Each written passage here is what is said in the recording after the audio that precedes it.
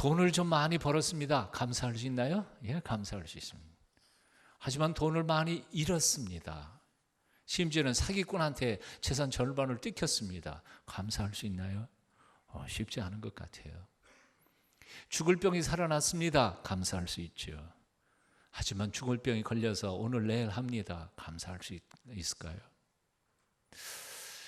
오늘날 직장에 취직을 했습니다. 감사할 수 있어요. 그러나 이력서를 수백 통씩 들고 여기저기 문을 두드리는데 오늘날의 젊은이들은요, 회사가 이력서도 보지도 않고 내쫓아버립니다. 그래서 2년, 3년, 심지어는 대학을 졸업하고도 수년씩 백수로 있는 젊은이들 얼마나 많습니까? 감사할 수 있어요? 참 힘들어요. 승진했습니다. 감사할 수 있어요. 당신 더 이상 필요 없습니다. 나가세요. 퇴직했습니다. 정말 감사할 수 있을까요? 쉽지 않습니다. 즉 다시 말하면 범사에 감사하라, 이 말씀은 말하기는 쉽고 충고하기도 쉽고 심지어는 목사가 설교하기도 쉽지만, 그러나 그 말씀대로 지켜 살아간다는 것은 결코 쉬운 일은 아닌 것 같습니다. 그럼에도 불구하고 하나님은 우리에게 이렇게 명령하고 계시는 겁니다. 범사에 감사해라. 너희를 향한 내 뜻이다. 좀 쉬운 번역으로 번역해보면 이렇습니다. 모든 처지에 감사하라. 왜냐하면 그것이 예수님 안에서 너희에게 원하시는 하나님의 소원이다. 하나님의 소원이래요. 자, 부모님들이 자식들에게 대한 소원이 있죠. 저 아이는 이렇게 됐으면 좋겠다. 저 아이는 이렇게 됐으면 좋겠다. 소원이 있어요. 자신에게 대한 소원도 있고요. 근데 마찬가지로 하나님께서 당신의 믿음의 자녀들에게 원하는 소원이 있다는 겁니다. 그 소원이 뭐냐 하면, 무슨 일을 만든지 어떤 처지에 있든지 나는 내가 감사하면서 살았으면 좋겠다고 소원을 우리에게 말씀하시는 거죠. 한쪽 구석에서는 이런 생각이 들어요. 소원도 참 희한한 소원이세요, 하나님. 어떻게 우리가 할 수 없는 불가능한 일을 당신의 소원으로 두고 계십니까? 하는 불평이 우리 속에 있을 수 있다는 생각을 해봅니다. 솔직히 한번 생각해 볼까요? 오늘 이 아침 여러분 하나님 앞에 예배드리러 나오셨습니다. 하지만 예배드리는 우리의 삶과 형편이 그렇게 꼭 썩 좋은 것만은 아니라는 사실을 깨닫습니다. 우리 마음속을 들여다보면 온갖 복잡한 문제들, 걱정과 근심들 얽혀있고 뒤섞여 있습니다. 사실 목사가요, 설교하러 이 강단에 딱 올라오면요, 교인들을 한번 쭉 이렇게 훑어보잖아요. 그러면 어떤 집사님 보면, 아이고 저 집사님 지금 전세금 다 날아가게 생겼는데 저 양반은 지금 무슨 병에 걸려가지고 지금 하나님 앞에 치료해달라고 기도하고 있는 중인데, 저 양반은 자식놈이 속생해가지고 도망가 버리는데. 저는 여러분들 얼굴을 쭉 보면 사연이 주르륵 들어와요. 이걸 생각하려고 해서 생각하는 게 아니라 쭉 들어와요, 여기가. 그러니까 목사는 강단에 딱 서면 설교가 그렇게 쉽게 되는 건 아니에요. 여러분들 마음속에 뭘 품고 있는지 아픔이 제게 보이기 때문에. 어떤 이는 갚을 수 없는 부채 때문에 마음이 천근 같습니다. 어떤 이는 고칠 수 없는 불치의 병에 걸려서 하나님의 치유를, 기적을 기다리고 있습니다. 어떤 젊은이는 취직이 안 된 지 벌써 수년 지나갔습니다. 어떤 사람은 나이가 30, 40이 아니라 이제 50이 넘어가는데도 짝을 찾지 못했습니다. 그런가 하면 사랑하는 이를 지난 몇 달 전에, 며칠 전에 떠나보내고 아픈 마음으로 외롭게 앉아 있는 사람도 있습니다. 사업이 지금 무너져 내리고 있는 사람, 사랑하는 자식놈이 바른 길을 떠나 방황하고 있어서 피눈물 흘리며 하나님 앞에 도우심을 구하는 눈물 어린 어머니, 노후를 어찌할까 하고 불안 가운데 두려움으로 살아가는 연세 많으신 어르신들. 사실 우리는 하나님 앞에 주일 예배를 드리면서도 우리의 마음 속에는 인생의 모든 무거운 짐들을 한가득씩 짊어지고 주님 앞에 이렇게 예배를 드리고 있는 겁니다. 고민 없는 사람 있습니까? 답답한 일 없는 사람 있습니까? 아니 오늘 정말 아무런 근심 걱정 없이 정말 기쁨과 감격으로 감사 예배를 드릴 수 있는 사람이 이 중에 과연 몇 명이나 될 수 있을 것 같아요? 한두 명? 있을까요? 아무도 없어요. 아무도 없어. 그런데도 하나님 아버지께서는 우리를 향하여 뭐라고 말씀하시는 거 아니? 어떤 처지에 있든지 너 감사해라. 내가 원하는 소원이 바로 그런 거다. 왜요? 왜 그렇게 어려운 얘기를 우리에게 요구하실까요? 이유는 딱 하나입니다. 뭐냐 하면 감사는 믿음으로 하는 것이니까요. 감사는 믿음의 표현이니까요. 감사는 조건이 좋았을 때 하는 게 아니기 때문이니까요. 한번 따라해 보시겠습니다. 감사는 믿음의 표현이다. 범사에 무슨 일을 만나든지 무슨 처지에 감사한다든지 믿음이 없으면 불가능한 일들이에요. 전혀 불가능해요. 믿음 있는 사람만 감사할 수 있고요. 감사하는 사람은 믿음 있는 사람이에요. 모든 것을 합해서 가장 좋은 것 만들어 갖고 계신다는 전능하신 하나님을 믿을 수 있는 사람만 어떤 처지에서도 감사할 수 있습니다. 네.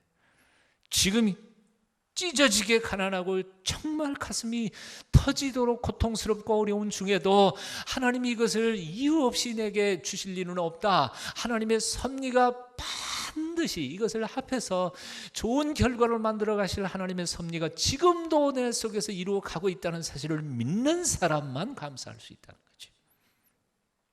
그래서 오늘 본문은 이렇게 말하고 있습니다. 범사에 감사하라라고 말씀하신 다음에 이는 그리스도 예수 안에서 너희를 향하신 하나님의 뜻이니라. 누구 안에서? 예수님 안에서.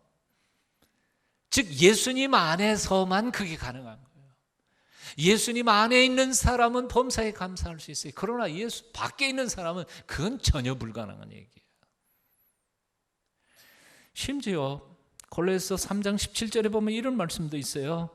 또 무엇을 하든지 말에나 일에나 다 주 예수의 이름으로 하고 그를 힘입어 하나님 아버지께 감사하라. 누구를 힘입어 하나님께 감사해요? 그를 힘입어. 다시요. 또 무엇을 하든지 말에나 일에나 다 주 예수의 이름으로 하고 그를 힘입어 예수님을 힘입어 하나님 아버지께 감사하라. 예수님이 힘주시지 않으시면 우리는 모든 처지에서 감사할 수 없어요. 주님이 주시는 힘으로 우리가 감사할 수 있는 거지 우리 본성으로 지금 고통스러운데 무슨 감사요? 감사는 불평 만들어 놓을 수밖에 없지요. 예수님이 주시는 힘으로 감사해라. 즉 무조건 감사하라는 말이 아니에요. 예수님 안에서 감사해라. 예수님이 주시는 힘으로 감사해라. 어떻게 그럴 수 있습니까? 예수님이 이렇게 말씀하셨잖아요. 수고하고 무거운 짐진 자들아 다 내게로 오라. 내가 너희를 쉬게 하리라. 너희는 마음에 근심하지 말라. 하나님을 믿으니 또 나를 믿으라. 평안을 너희에게 끼치노니 곧 나의 평안을 너희에게 주노라. 내가 너희에게 주는 것은 세상이 주는 것과는 차원이 다른 거다. 너희는 마음에 근심도 말고 걱정도 하지 말아라. 이런 예수님이 우리 안에 계시기에 우리는 넉넉히 감사할 수 있다는 거지요. 이 비밀을 알았던 사도 바울은 그래서 로마서 8장 28절에 이렇게 고백합니다. 하나님을 사랑하는 사람들, 곧 그 뜻대로 부르심을 입은 사람들을 위하여 하나님께서는 모든 것을 합해서 가장 좋은 것을 만들어 가고 계십니다. 거기에 모든 것을 이라는 말이 뭐예요? 대학 합격한 것도 있지만 떨어진 것도 있어요. 사업이 잘 되는 것도 있지만 사업 실패한 것도 있어요. 건강한 것도 있지만 병든 것도 있어요. 예? 돈 많이 번 것도 있지만 돈 잃어버린 것도 있어요. 그걸 다 합해가지고 하나님은 뭘 만드냐면 내 인생의 최고의 인생을 만들어가고 계신다는 거지요. 실력이 좋은 의사 선생님은요 독약 가지고도 생약을 만들어내지 않아요. 사람이 먹으면 죽을 수밖에 없는 독약을 죽어가는 사람을 살려내는데 의사 선생님들 활용을 한단 말이에요. 여러분 마약 중독 걸려서 죽잖아요. 그러나 마약이라는 게 왜 나왔을까요? 사실은 치료제로 나온 거거든요. 적당히만 쓰면 독약도 치료약이 되는 거죠. 실력이 좋으신 우리 하나님께서는 인생, 망가지는 인생에도 합해서 가장 좋은 것 만들어 가시는 전능하신 아버지인 줄로 믿습니다. 그러니까 우리는 망가지는 것 같은 삶 속에서도 그분 때문에 다시 일어설 수 있는 거죠. 용기를 잃지 말라는 거예요. 사실 가만히 생각해 보면 인생에 문제 없는 인생이 있을까요? 문제 없을 때가 있을까요? 지난 평생 살아오신 지난 과거를 한번 들어보십시오. 문제 없이 정말 편하고 이렇게 살았던 적이 한 번이나 있으셨습니까? 생각해 보세요. 한 번도 없었어요. 가장 편한 순간에도 우리는 걱정하고 있었거든요. 가장 행복한 순간에도 이 행복 귀신이 훔쳐가지 않을까, 별의별 생각들을 다 하면서 걱정하면서 살았다고요. 돈 번 그 순간에도 이거 날리지 않을까, 참 쓸데없는 걱정 근심으로 우리는 한평생을 살아왔어요. 문제 없을 때도 없고 문제 없는 사람도 없어요. 그러니까 문제 없으면 감사한다 그러면 감사는 죽어도 못해요. 한 번도 못해요. 모든 처지에서 감사하는 것이 믿음의 표현입니다. 그리고 감사할 줄 안다는 것은 바로 믿음이 있다는 것입니다. 한번 따라해 보십시다. 믿음만큼 감사한다. 감사한 만큼 믿는 것이다. 감사할 줄 모른다면 하나님의 전능하심 못 믿는 거예요. 하나님이 나를 이끄신다는 사실도 못 믿는 거예요. 못 믿으니까 감사 못하는 거예요. 감사하는 만큼 믿는 거예요. 그리고 믿는 만큼 우리는 감사할 수 있는 거예요. 그래서 감사는 믿음의 표현이라는 것이죠. 50평짜리 아파트 살고 있어도 감사가 없으면 그는 불행한 인생입니다. 하지만 10평, 20평짜리에 전세대로 살아도 늘 입에 감사가 차고도 넘치고 찬양이 넘치면 그는 행복한 사람입니다. 저는 30년 목회하면서요, 누구보다도 많은 재산, 재물들을 가지고 남이 보기에는 행복의 모든 조건을 다 갖추고 사는 데에도 불구하고 입에는 항상 불평과 불만과 사람들을 정죄하고 심판하고 욕하고 이렇게 입을 달고 사는 사람을 많이 봤습니다. 그런가 하면 너무너무 가난해서 때거리 끓이기도 힘드는 판인데에도 그저 항상 찬송 부르면서 사람들 웃기면서 그러면서 아주 밝게 사는 크리스찬들도 제법 많이 봤습니다. 누가 행복한 거예요? 누가 행복한 거예요? 어떤 처지에서도 하나님으로 인하여 예수 때문에 밝게 찬양하며 기뻐하며 감격하며 다른 사람들에게 좋은 영향력을 미치면서 살아가는 사람, 그가 행복한 사람 아닐까요? 송명희 시인의 시를 우리는 좋아합니다. 내 성바비로 한 번도 정상적인 삶을 살아본 적이 없었던 불쌍한 여인이죠. 태어날 때부터 온몸이 비비 꼬여서 태어났습니다. 그런데에도 명색이 시인인데 시를 어떻게 썼습니까? 나는 그 송명희 시인이 시를 쓰는 말로 시 못 썼어요. 말 한마디 하는데 20분 준비 운동하고 말 한마디 뱉는데 나는 그 말 못 알아듣겠더라고요. 직접 몇 번 봤는데요. 무슨 말 하는지 못 알아듣겠어요. 통역이 필요해요.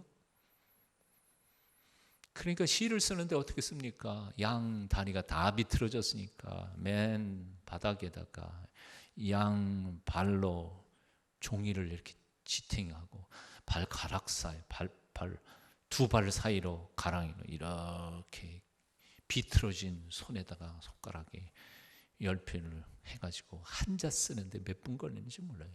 덜덜덜 떨면서 그렇게 한자씩 적어간, 그렇게 불행한 여인이었지만 예수님을 만나고 난 다음에 삶이 확 달라졌습니다. 그가 피를 토하는 것처럼 시를 한 편 한 편 적어내는데 다 우리의 감성에 얼마나 감동을 받습니까? 나 가진 재물 없으나, 나 남이 가진 지식 없으나, 나 남에게 있는 건강이 있지 않으냐, 나 남이 없는 것 있으니, 나 남이 못 본 것을 보았고, 나 남이 듣지 못한 음성 들었고, 나 남이 받지 못한 사랑 받았고, 나 남이 모르는 것 깨달았네. 공평하신 하나님이 나 남이 가진 것 나 없지만 공평하신 하나님이 나 남이 없는 것 같게 하셨네. 공평하신 하나님. 여러분, 미스코리아에 당선된 이쁜 여자가 혹은 미남이 혹은 직업 좋고 돈 잘 버는 사람이 공평하신 하나님 그렇게 말한 게 아니에요. 몸도 제대로 움직일 수 없는, 말 한마디 글씨 하나 제대로 쓸 수 없는 한 불행한 여인이 하나님은 공평하시다 하고 고백하고 있단 말이에요. 그리스도인들은 모든 처지에 감사해야 하는 존재들입니다. 뭘 더 많이 소유해서 감사하는 게 아닙니다. 뭘 성공해서도 감사하는 게 아닙니다. 건강해서 감사하는 게 아닙니다. 존재론적으로 감사하는 겁니다. 아예 존재 자체가 감사의 조건이 된다 그 말입니다.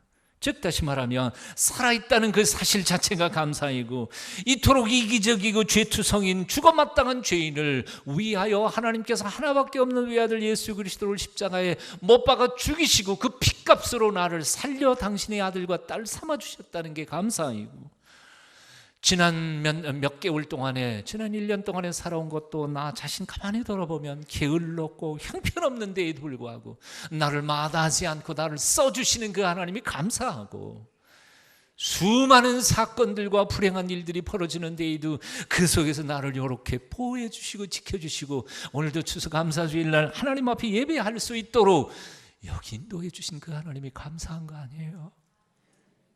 이게 감사해요. 감사 조건을 따로 찾으려고 그럴 필요가 없다 그 말이에요. 어떤 의사 선생님이 글을 썼습니다. 왜 감사하지들을 않을까? 당연한 사실들에 대하여. 아버지가 살아계시고 어머니가 계시다. 손이 둘이고 다리가 둘. 가고 싶은 거 어디든지 자기 발로 갈 수 있고, 손을 뻗어 무엇이든 잡을 수도 있다. 소리가 들린다. 목소리가 나온다. 그보다 더 큰 행복이 어디 있을까? 그러나 아무도 이 당연한 사실들을 감사하지는 않고 당연한 걸 하고 웃어버린다. 하루 밥 3끼를 먹는다. 밤이 되면 편히 잠들고 아침이 오면 상쾌한 바람을 실컷 들이마신다. 웃다가 울다가 고함치다가 뛸 수도 있다. 그렇게 할 수 있는 이 모든 것이 당연한 일, 그렇게 멋진 것을 아무도 감사할 줄 모른다.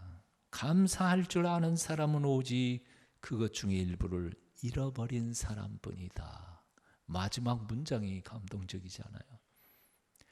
오직 감사할 줄 아는 사람은 누구냐면 그 당연한 것들 중에 일부를 잃어버린 사람만, 잃어버려 본 사람만 감사할 줄 안다는 거예요. 이 비극이 아니냐.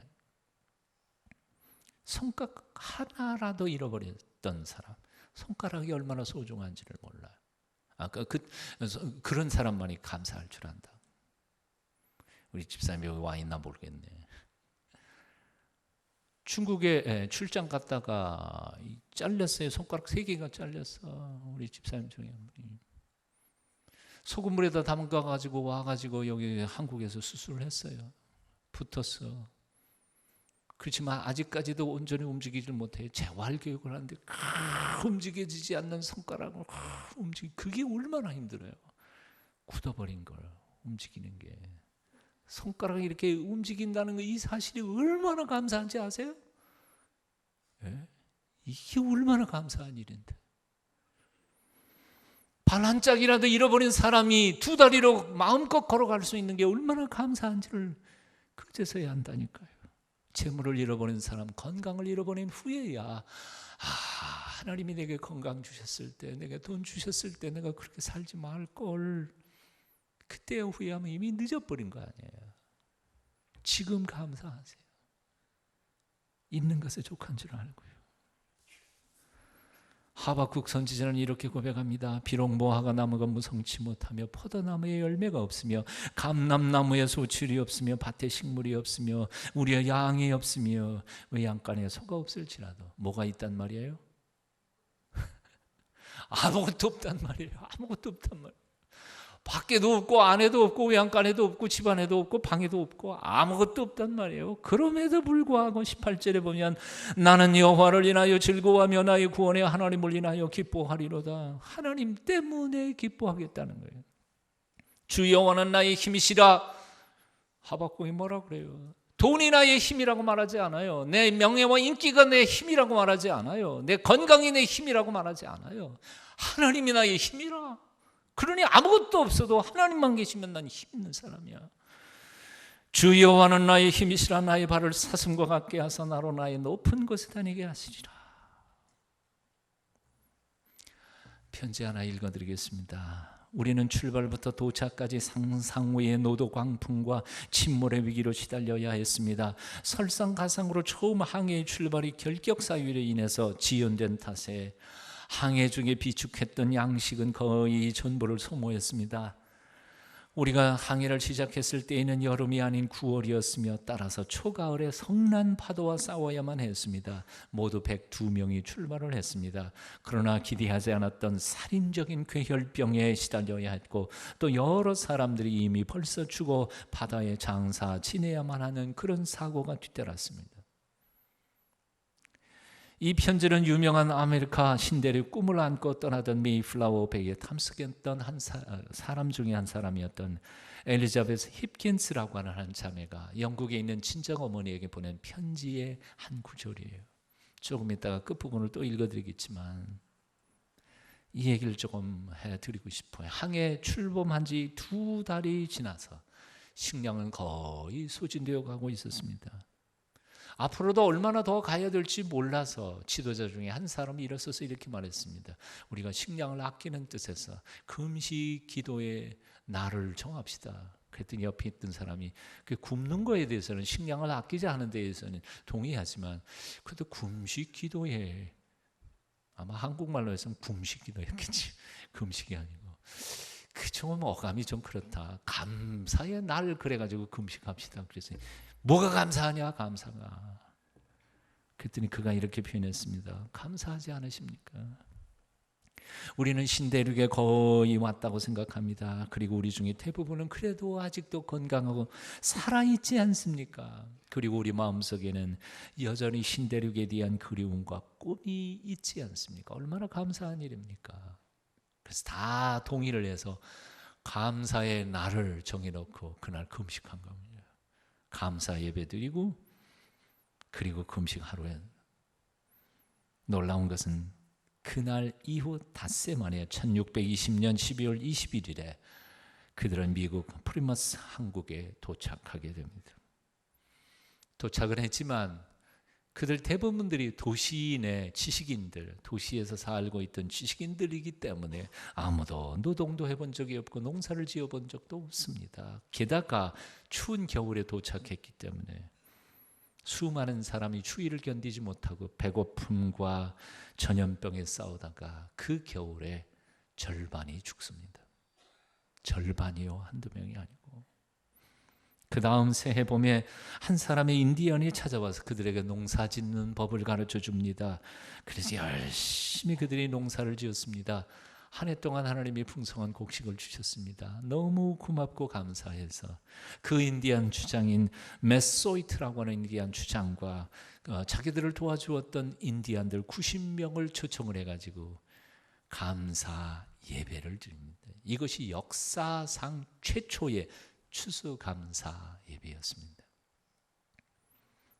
1863년 미국의 이브라함 링컨 대통령이 이 가장 최악의 상황에서 드려졌던 이 감사 예배를 기억하면서 우리는 감사할 조건이 있어서가 아니라 모든 삶의 조건 속에서 우리의 인생의 주인이 되시는 하나님 앞에 감사 예배를 드려야 합니다. 그래서 국가적으로 11월의 마지막 목요일을 Thanksgiving Day, 감사절로 아예 국가적으로 지정을 했습니다.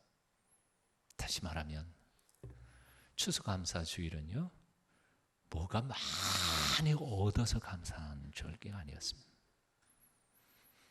절반이나 사람들이 떠나고 남은 절반 식구들이 생명을 주신 것에 감사하고 비록 인디안들의 도움을 받았지만 1년 동안 농사지어 거두게 해주신 것에 대하여 감사해서 드린 예배가 바로 추수감사주일이었습니다. 그렇다면 우리도 지금 이 상황에서 얼마든지 감격과 기쁨으로 예배할 수 있는 줄로 믿습니다. 아까 제가 읽었던 그 자매의 마지막 부분 편지를 또 읽어드립니다. 우리 중에 많은 사람들은 이제라도 배를 돌려 본국으로 돌아가자고 주장하고 있습니다. 그러나 우리의 영적 지도자들은 그 대신 기도회를 제안했습니다. 우리는 하루 온종일 기도하기로 했습니다. 기도 후에 블랙포드 목사님이 일어나 이렇게 말씀하셨습니다. 하나님은 뒤로 물러가는 것을 기뻐하지 않으십니다. 앞으로 나아가기를 원하신다는 말씀을 제게 이 시간에 주셨습니다. 이제 우리는 하나님의 뜻에 순종해야 합니다. 여러분, 항해를 계속하십시다. 우리는 이 목사님의 말씀과 그리고 여러분의 합의로 계속해서 앞으로 나아가기로 했습니다.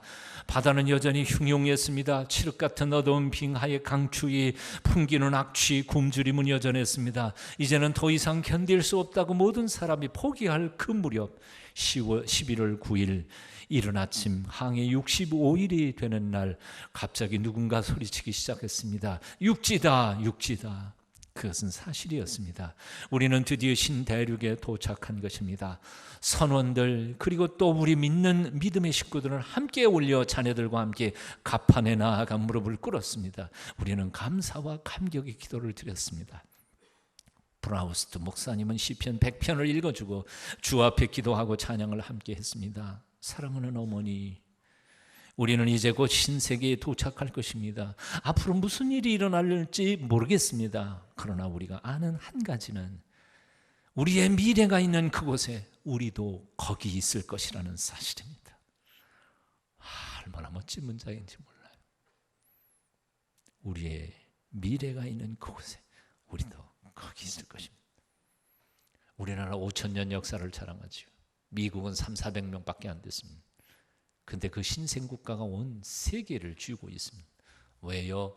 선배들의 그 최악의 상황에서도 인생의 주인이신 하나님을 인정하고 감사하는 믿음의 위대한 조상들이 있음에 오늘의 미국이 만들어진 것입니다. 오늘 우리의 형편이 아무리 힘들고 어려워도 하나님 앞에 온전한 감사의 제사를 드릴 때 하나님께서 우리의 자식들을 복되게 책임져 주실 줄로 믿습니다.